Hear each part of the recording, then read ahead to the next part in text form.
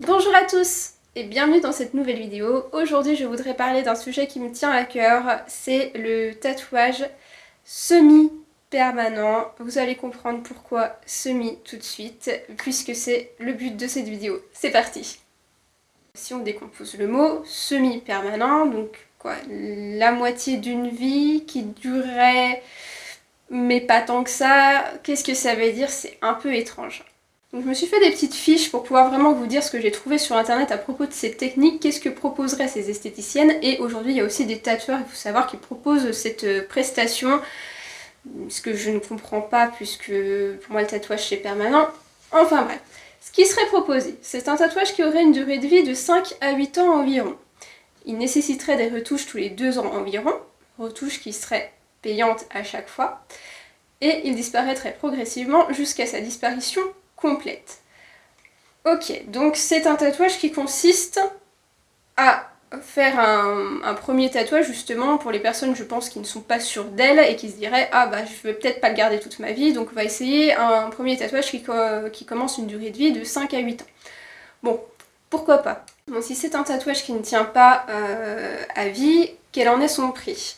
D'après les recherches que j'ai fait, on serait sur une moyenne de 90 à 150 € le plus petit tatouage. Donc vraiment faire une lettre, des chiffres romains ou ce genre de choses, quoi. Des petits tatous. En sachant que la moyenne chez un tatoueur actuellement est entre 70 et 120 €. Donc on serait moins cher, nous autres tatoueurs, pour un tatouage qui dure à vie, que chez les tatoueurs semi-permanents, qui eux du coup auraient une durée de vie limitée. Rien que ça, pour moi, il y a un problème. Au niveau pratique, ça donne quoi? Quelles sont les différences entre le tatouage pratiqué comme moi par les tatoueurs lambda et les tatoueurs qui pratiquent le semi-permanent? La première différence se situe dans le produit qu'on utilise. Nous autres tatoueurs, on utilise des encres de Chine et les tatoueurs semi-permanents utilisent eux des pigments minéraux et végétaux. C'est des encres qui disent light puisque plus diluées en fait.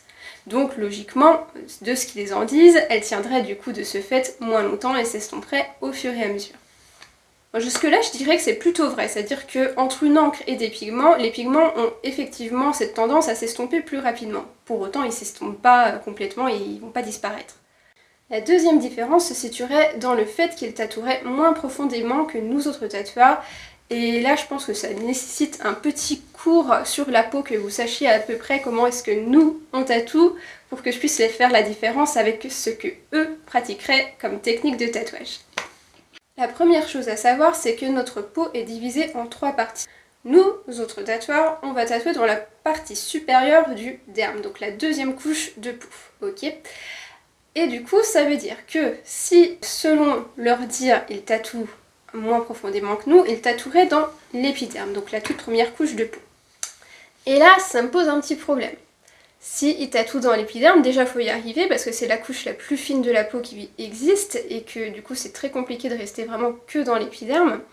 Mais c'est surtout que l'épiderme c'est une peau qui se renouvelle sans cesse, c'est-à-dire que on a ce qui s'appelle le renouvellement cellulaire qui a lieu tous les 21 à 28 jours en fonction des personnes et qui amène à ce que les cellules se reproduisent encore, et donc la couche supérieure de l'épiderme, la couche cornée, elle est constamment en train de se renouveler. Donc ça veut dire que si l'encre est dans l'épiderme, eh bien il n'y a aucune chance qu'elle survive. Pour être un peu plus précise, je rappelle que notre peau est un organe à part entière qui vise à la protection de notre corps.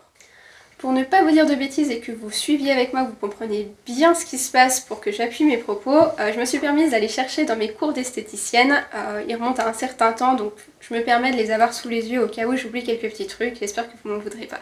Nos fameux tatoueurs semi-permanents tatoueraient uniquement dans l'épiderme. L'épiderme est lui-même composé de 4 couches différentes. La couche basale, la couche épineuse, la couche granuleuse, puis la couche cornée. Dans la couche basale, la couche la plus profonde de notre épiderme, c'est là que se créeraient les kératinocytes. Les kératinocytes, c'est quoi? Pour faire court, ce sont les cellules de notre peau. Ces kératinocytes, quand ils sont dans la lame basale, vont se diviser en deux. Il y a une de ces cellules qui reste dans la lame basale et la deuxième qui monte jusqu'à la couche épineuse. Une fois dans la couche épineuse, ils vont commencer de s'aplatir, de se déformer.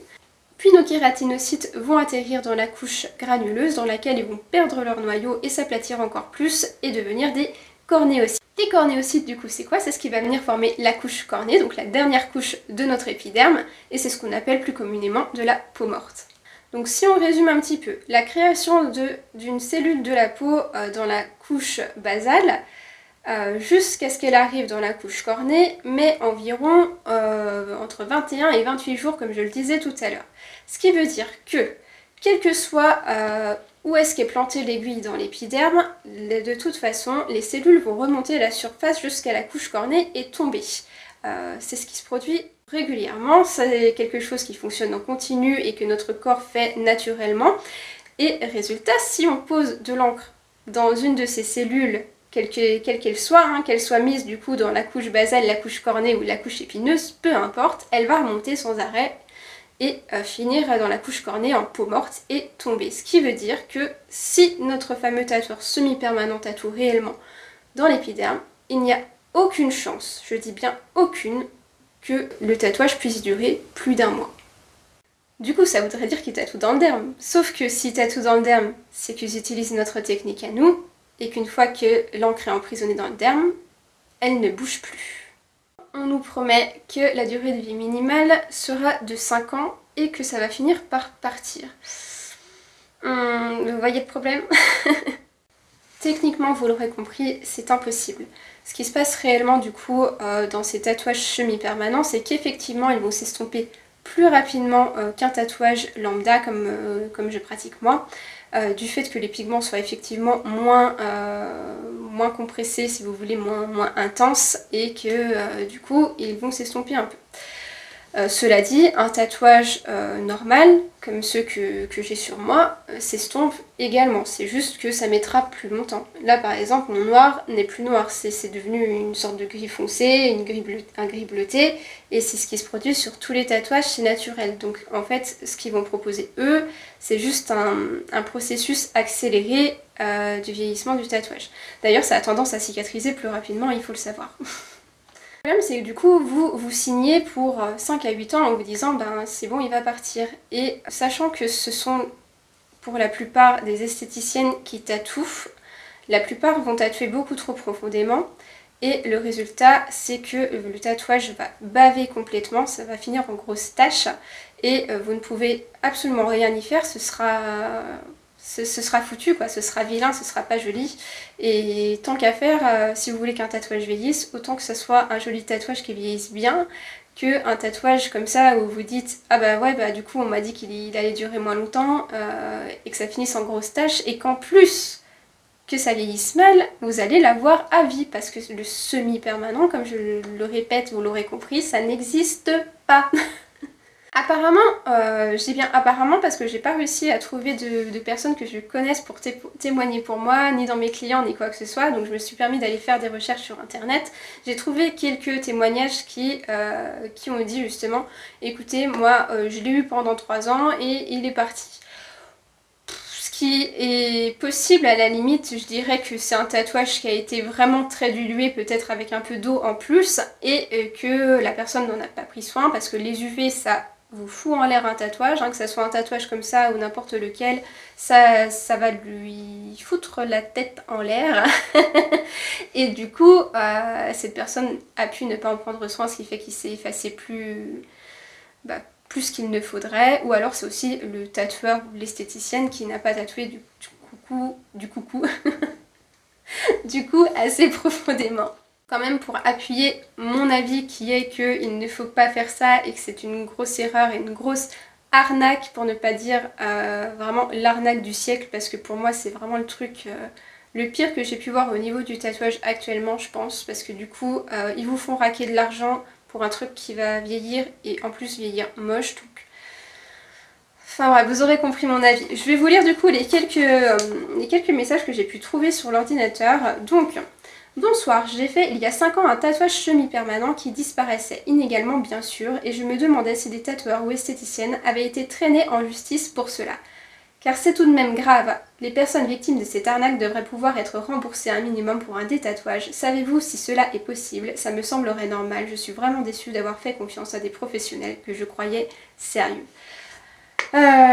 Effectivement, je me mets à la place de cette personne et je me dis que si j'ai signé pour quelque chose où le professionnel m'a garanti que ça allait s'estomper et que 5 ans après j'ai toujours exactement le même tatouage qui n'a pas bougé, je lui en voudrais sérieusement. Et s'il y a un contrat de signer, je pense qu'on peut se retourner contre eux. D'ailleurs, c'est la réponse suivante que j'ai trouvée.